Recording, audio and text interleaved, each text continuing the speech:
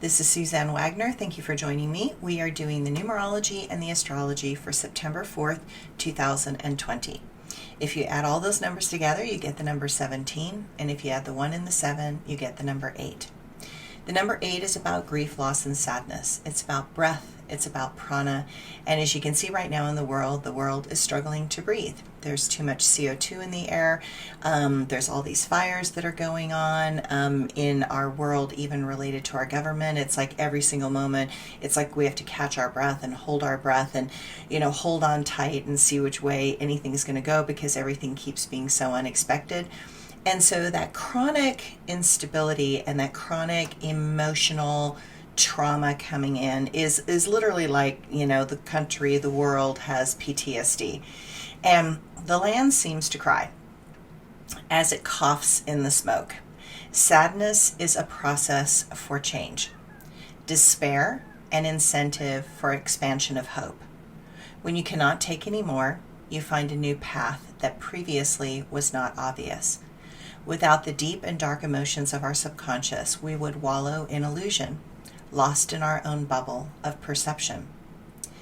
Feel sad for those still lost in the dark.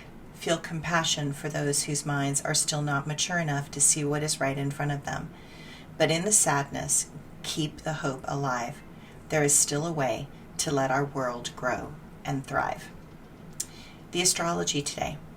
The moon is in Aries. It's direct and aggressive and reactive.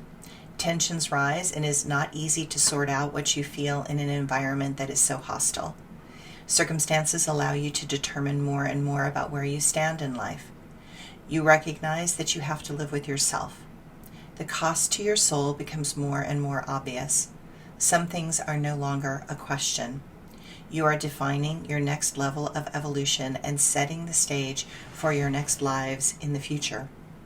Every choice from this point forward is important in ways that you cannot completely comprehend as of yet. Choose wisely. Choose from your heart and not from your head. We are unified in this pivotal moment in time. Mercury and the Sun form minor challenging aspects to Mars, and its expression in the world makes things confusing and distorted.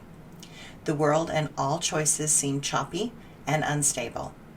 All things that seemed solid now seem to be morphing into configurations that are unfamiliar and distasteful. While cooperation is possible with Mercury sextiling Venus, I'm afraid it will probably not be enough to shift the massive current of negativity happening. I expect to see compromises fail, negotiations stall and seem fruitless, and freedoms continue to be lost in the hatred of souls angry at themselves and this world. If you have the ability to analyze and focus energy in ways that are important to your next steps. Take your time. Do not move in haste. Things are unfolding, and you cannot yet see the complete trajectory in order to catch that wave. My quote for today: in the sadness, keep the hope alive. There is still a way to let our world grow and thrive. And my blog for today. Tears of sadness fall on her face. She cries for the powers that stripped her of grace. She was the beacon of freedom and hope, a place of balance on a world's tightrope. She holds a book of tenets for peace. She knows that is how hostilities cease. As the tears fall down, she still stands tall. She will remain until liberty and justice fall. Thanks, everyone.